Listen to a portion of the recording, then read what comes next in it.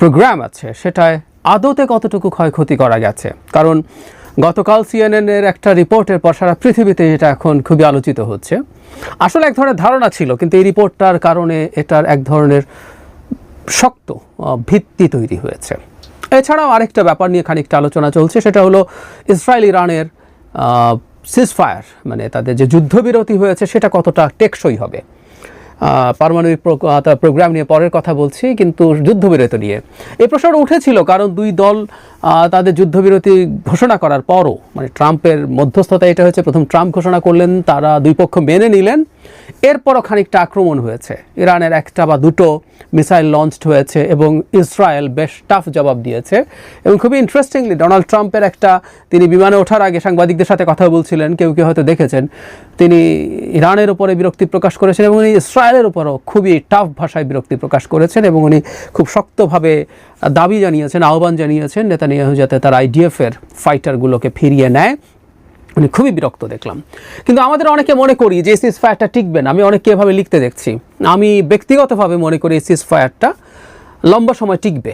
আমি গতকাল যখন কথা বলেছি তখনই জানিয়েছিলাম আপনাদের, সেটা হলো এই যুদ্ধটা চালিয়ে যাওয়ার মতো, যুদ্ধ বা সংঘর্ষ যাই বলি না কেন, এটা চালিয়ে যাওয়ার মতো অবস্থায় আসলে ইরান ইসরায়েল কেউ নেই। দুই দলেরই, দুই দেশেরই কারো বড় কোনো ইনসেন্টিভ নাই যেটার মাধ্যমে তারা আসলে এই যুদ্ধটা চালিয়ে যেতে পারে। প্রত্যেকেরই তার অ্যাপারেন্টলি চাওয়াগুলো পূর্ণ হয়েছে। এখন এগোতে থাকলে দুই পক্ষেরই ক্ষতির সম্ভাবনা আছে।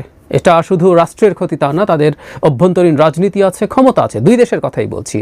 তাদের আসলে মেজর ইনসেন্টিভ নাই ইরানের জন্য এটা চালিয়ে যাওয়া। মানে হলো এখন আমেরিকা অলরেডি ঢুকে গেছে, আমেরিকা যেহেতু ঢুকে গেছে, এখন আমেরিকার মানে বেইজে এক ধরনের সিম্বলিক হামলা চালিয়ে এটা শেষ করা গেছে। কিন্তু আমেরিকা যদি আরও মেজর স্কেলে এসে হাজির হয়, তার হাতে অত অস্ত্র নেই যে সে এখন শুধু ইসরায়েল না, অন্য ফ্রন্টেও সে আবার মিসাইল অ্যাটাক করতে হবে। আমেরিকার 17টা ঘাঁটি এবং বড় এবং ছোট মিলে 17টা প্রেজেন্স আছে, সেগুলোতে ক্রমাগত আক্রমণ করতে চাইলে এত ফ্রন্টে যুদ্ধ করা ইরানের জন্য কঠিন হবে। তার যে স্টক পাইল আছে মিসাইলের, সেটাও খুব বড় না। এদিকে ইসরায়েলের কথা আমরা বলেছি যে সে আক্রমণ করতে পারবে, সে যেহেতু ফাইটার দিয়ে আক্রমণ করছে, তার আক্রমণ করা ইরানের মতো এত কঠিন হচ্ছে না। কারণ ব্যালিস্টিক মিসাইলের মানে যেটা হয়, আপনারা বেসিক নিশ্চয়ই বুঝবেন যে একটা ওয়ারহেড পাঠানোর জন্য একটা পুরো রকেট ইঞ্জিন এখানে কাজ করে, সেটা এসে এখানে শেষ হয়। সুতরাং বুঝতেই পারছি আমরা, একটা ওয়ারহেডের সাথে একটা ইঞ্জিন শেষ হয়ে যায়, এটা অনেক এক্সপেন্সিভ, এটাই বলতে চেয়েছি। আর বিমানে করে অনেকগুলো বোমা নিয়ে যাওয়া যায় এবং এটার যে খরচ সেটা অনেক অনেক কম পড়ে প্রতিটা, আমরা যদি এভাবে ধরি যে প্রতি টন এক্সপ্লোসিভ পৌঁছে দেওয়ার জন্য। সো ইসরায়েলের জন্য অ্যাটাক করা ইজ ভেরি ইজি, কিন্তু ওই যে বলছিলাম ইসরায়েল ইরানের অ্যাটাক ঠেকানোর মতো ক্যাপেবিলিটিও প্রবলেমে পড়েছে এবং সেটা ইসরায়েলের জন্য ক্ষতি করবে। সেই জন্য আমি মনে করি এত লম্বা ডিস্টেন্সে তারা একবার করে দেখলে, ইনফ্যাক্ট এটা ভবিষ্যতে দুই দেশ আবার যুদ্ধে জড়াবে, এটা আমরা মোটামুটি নিশ্চিতভাবে বলতে পারি। তার জন্যই দুই দেশ পরস্পরের কে কী করতে পারে, কার কতটা ক্ষমতা, সেগুলোর এক ধরনের পরখ করে নিয়েছে এবং এই জন্য তারা এবারকার মতো থেমে যাবে, এটা আমি সত্যিই প্রেডিক্ট করি। আসি মূল প্রসঙ্গতে, সেটা হলো যে নিউক্লিয়ার ম্যাটেরিয়াল বা নিউক্লিয়ার স্থাপনায় কী ক্ষতি করা গেছে, বিশেষ করে ফোর্দো নিয়ে আমরা অনেক বেশি আলোচনা করেছি। সেটা নিয়ে সিএনএন একটা রিপোর্ট করেছে, যেখানে তারা সরকারি পেন্টাগনের সাথে লিঙ্কড একটা প্রতিষ্ঠানের সার্ভে করেছে। তারা এই যে যুদ্ধের পর ব্যাটেল হলো, একটা যুদ্ধ হলো, তারপর কী ধরনের ধ্বংস হয়েছে সেটা নিয়ে সার্ভে করেছে। নানান রকম ডেটা, স্যাটেলাইট থেকে ডেটা দিয়ে এটা এক ধরনের ধারণা করা যায়, সেই প্রযুক্তি তাদের আছে এবং অন্যান্য ইন্টেলিজেন্স সব একত্র করে তারা বলছেন এখানে তেমন কোনো ক্ষতি হয়নি। মানে অন্য দুটোতেও আমেরিকা অ্যাটাক করেছে, নাতাঞ্জ এবং ইস্পাহান দুটোতেই, কিন্তু ওখানেও তা না, কিন্তু বেশি আলোচিত ছিল ফোর্দো। কারণ আমরা এটা জানি যে মাটির গভীরে এখানে মূল সেন্ট্রিফিউজগুলো ছিল যেখানে ইউরেনিয়াম এনরিচমেন্ট হয়। মানে এটা আমরা চোখ বন্ধ করে ধরে ফেলতে পারি, ধরে রাখতে পারি যে এখানে তাদের হাতে, ইরানের হাতে যে 60% এনরিচড ইউরেনিয়াম ছিল 400 কেজি, এটা ওখানে ছিল না, এটা ফর শিওর। এখানে একটা হামলা ইমিনেন্ট ছিল, এটা ইরান জানে, সুতরাং ওটা তার কাছে সে অন্য জায়গায় স্থানান্তর করেছে, এটা আমরা বলেই দিতে পারি। এবং ওখানে অ্যাটাকের পর তার যে রেডিয়েশন ইনক্রিজ না করাও সেই একই ধরনের বার্তা আমাদেরকে দেয়।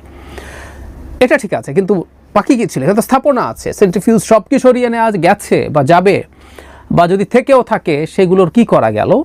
ওই রিপোর্ট রীতিমতো এমন বলছে যে এটা ধ্বংস করার মানে ট্রাম্প যেভাবে বলছেন এটা একেবারে টোটালি ডিস্ট্রাক্টেড অ্যান্ড অবলিটারেটেড এরকম শব্দ ব্যবহার করছেন, এরকম কিছুই হয়নি। এখানে কিছু ক্ষয়ক্ষতি হয়েছে এবং সেটা সর্বোচ্চ কয়েক মাস তাকে পিছিয়ে দিয়েছে, এরকম একটা ভাষা তারা ব্যবহার করে বলছেন।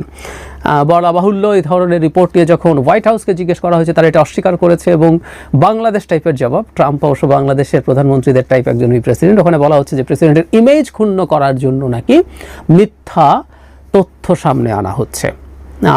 আসলে আসলে তেমন কিছু হয়নি, এতে কোনো রকম কোনো সন্দেহ নাই। সেন্ট্রিফিউজ সহ সব কিছু ইরান খুব দ্রুতই আবার ঠিক করে নিতে পারবে এবং অনেকে মনে করেন যে এবারকার ঘটনার পর ইরান নিজকে অনেক বেশি ইনসিকিউরড ফিল করবে এবং সে যদি ইনসিকিউরড ফিল করে তার বোমা সে আসলে বানিয়ে ফেলার চেষ্টা করবে। এটা থেকে আসলে সে খুব বেশি দূরে নাই এবং সিএনএনের এই রিপোর্ট থেকে আমরা বলতেই পারি যে সেন্ট্রিফিউজও আসলে সেই অর্থে এখানে ক্ষতিগ্রস্ত হয় না। এবং শুধু সেটা না, আমি জেনারেল পেট্রিয়াসকে কথা বলতে দেখলাম, উনি জয়েন্ট চিফ অফ স্টাফ ছিলেন, সিআইএ ডিরেক্টর ছিলেন। যদি পেট্রিয়াস মানে কোনো একটা চ্যানেলে কথা বলছিলেন, উনি অবশ্য হাইলি বিশ্বাস করেন যে না, প্রচণ্ড ক্ষয়ক্ষতি হয়েছে ফোর্দোতে। কিন্তু তার কাছ থেকে আমি অন্য একটা তথ্য জানলাম যেটা উনি বিশ্বাস করেন। আরেকটা তথ্য ছড়িয়ে পড়েছিল যেটা লোকেশন, যেন ফোর্দোর লোকেশন তো আইডেন্টিফাই করা গেছে, কিন্তু ইরানের আরেকটা একই ধরনের স্থাপনা আছে, এই আলাপ আছে এবং পেট্রিয়াসকে দেখলাম তিনি সেটা বিশ্বাসও করেন অনেকটাই। মানে উনি এটাকে জাস্ট উড়িয়ে দেন না, উনি যথেষ্ট সম্ভাবনা আছে বলেই বলেন। এবং আমরা সাধারণ কাণ্ডজ্ঞান থেকেই বুঝতে পারি ইরান যখন এই ধরনের একটা ঝুঁকির মধ্যে দীর্ঘদিন থেকে ছিল, ইরান আসলে ইসরায়েল যা করেছে এরকম একটা ঝুঁকিতে ইরান দীর্ঘদিন থেকে ছিল, ইরান জানে। সুতরাং ইরান যে অল্টারনেটিভ তৈরি করেনি তা বলা যায় না। সুতরাং ইরানের এই ধরনের ঘটনাও মানে এই ধরনের স্থাপনা আরও থাকতে পারে, এক বা ইভেন একাধিক নেই কে বলবে, থাকতেই পারে।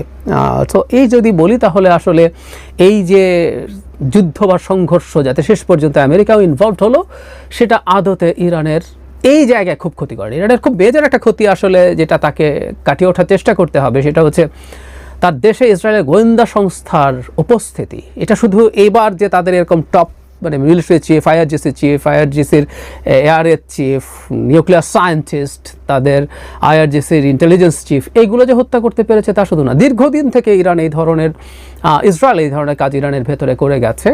ইরানকে এই ব্যাপারগুলো নিয়েই মাথা ঘামাতে হবে, সিরিয়াস হতে হবে। ইসরায়েলের এটাও আবার একটা বিরাট সাফল্যের জায়গা। কিন্তু মূল যে ক্ষতি করার কথা বলা হচ্ছিল যে ইরানের মানে পারমাণবিক প্রযুক্তি, সেটা আসলে কিছু হয় নাই। এবং এটা সোফার যেটা বোঝা যায়, এটা ঠেকানোর আসলে এখন উপায় আমরা বলবো ইরানের রেজিম পরিবর্তন বা ইরানকে দখল করে ফেলা। এর দুটার বাইরে আসলে কোনোভাবে সম্ভব বলে মনে হয় না। কারণ আমেরিকা তার হাতের শেষ ট্রাম্প কার্ড বলি আমরা, ট্রাম্প কার্ডটা ব্যবহার করে ফেলেছে। যে বোমাটা তারা ফোর্দোতে ফেলেছে এটা পৃথিবীতে ওয়ান অফ এ কাইন্ড, এরকম একটা বোমাই আছে, মানে একটা টাইপ আর কি, যে BU-57। এটা দিয়েও আসলে আগে বিশেষজ্ঞরা বলছিলেন যেগুলো এত ক্লাসিফাইড, যে বোমার capability classified, at the same time ওখানে যা যা আছে এগুলো খুবই ক্লাসিফাইড, গোপন ব্যাপার। এটা কত গভীরে আছে, কিভাবে আছে, আমরা ফুটো দেখলাম বোমা ঢুকেছে, কিন্তু এক্সপার্টরা বলছে এটা এতটাই গভীরে একই ফুটো দিয়ে একাধিক বোমা গেলে তারপরে হয়তো একটা গিয়ে 25-30 মিটার 40 মিটার পর্যন্ত গেল, সেখানে বিস্ফোরিত হলো, তারপর আরেকটা যাবে, তারপর আরেকটা নিচে যাবে। টেকনিক্যালি খুবই টাফ, মানে এগুলি খুবই প্রেসিশন ওয়েপন। কিন্তু আমরা দেখেছি নিশ্চয়ই একেবারে বোর হোলের মতো যে একটা জাস্ট বোমার ডায়ামিটারের সমান যে একটা ছিদ্র হয়, সেটার মধ্যে আরেকটা যাবে টাবে, এগুলো খুবই কঠিন। কিন্তু আমেরিকা তার হাতের যে লাস্ট ডেটারেন্ট, একমাত্র এই ধরনের বোমা, 13 টন ওজনের একটা বোমা, যেটা ফেলার মতো, নিয়ে যাওয়ার মতো বিমান তাদের কাছে আছে, তারা সেটা পারলো এবং খুবই প্রেসিশনও, কিন্তু সেটাও ফেল করলো। তাহলে আসলে ইরান ভবিষ্যতে আবার নতুন করে যদি এই ধরনের আন্ডারগ্রাউন্ড ফ্যাসিলিটি বানায়, সেটা আরও গভীরে বানাবে, এবং দেখা গেল এটা আসলে খুব বেশি শেষ পর্যন্ত এফেক্টিভ হয় না। তাহলে পথ আছে কি ইরানকে নিউক্লিয়ার ওয়েপন থেকে সরানোর জন্য? ইরানকে দখল করে ফেলতে হবে, স্থলসৈন্য নামিয়ে। এটাও প্রায় ইম্পসিবল বা খুবই ক্ষয়ক্ষতির ব্যাপার। এটা হচ্ছে অ্যাটলিস্ট ইরাক এবং আফগানিস্তানে আমেরিকা দেখেছে। আর এটা হচ্ছে ইন্টারনাল কোনো কিছু করিয়ে ইরানের এই রেজিমের পতন ঘটানোর চেষ্টা করা। যেই রেজিম নতুন আসবে তারা ইরানের নিউক্লিয়ার প্রোগ্রাম থেকে পুরোপুরি সরে আসবে স্বেচ্ছায়। তারা তাদের সব ফ্যাসিলিটি ওয়েস্টকে দেখাবে, সেখানগুলো সব ধ্বংস করবে, সেগুলো সব নিয়ে আসবে। তার সমৃদ্ধ যে ইউরেনিয়াম সেটাও সে তার কাছে রাখবে না। এই ধরনের একটা সরকার ইসরায়েল এবং আমেরিকার জন্য লাগবে। সামনে, এবং সেটা অবশ্যই বাইরে থেকে অ্যাটাক করে, প্রয়োজনে কিছু অ্যাটাক করা হবে অস্থিরতা তৈরির জন্য, কিন্তু মূলত ইন্টারনালি কিছু চেষ্টা সেটাই হবে। এবং বলা বাহুল্য ইরান নিজেও এটা জানে, ইরান যেহেতু নিজেও এটা জানে, ইরান এবার এটার পাল্টা ব্যবস্থা, বিশেষ করে মোসাদ ইসরায়েলের গোয়েন্দা সংস্থার তৎপরতা কমানোর জন্য সর্বোচ্চ চেষ্টা করবে। তারা এখন ধরপাকড় শুরু করেছে, কিন্তু আমি প্রায় একটা কথা বলি যে এটা তো এবার হঠাৎ করে হয় নাই। এর আগে তাদের নিউক্লিয়ার প্রোগ্রামের চিফকে হত্যা করা হয়েছে 3-4 বছর আগে এক অবিশ্বাস্য কায়দায়। তো তারপরও তো তাদের যথেষ্ট সিরিয়াস হওয়ার কথা ছিল। হওয়ার পরও যেহেতু মোসাদ পেরেছে, মোসাদকে আসলে ওরা কীভাবে ঠেকাবে, কতটুকু ঠেকাবে বা কতটুকু পারবে,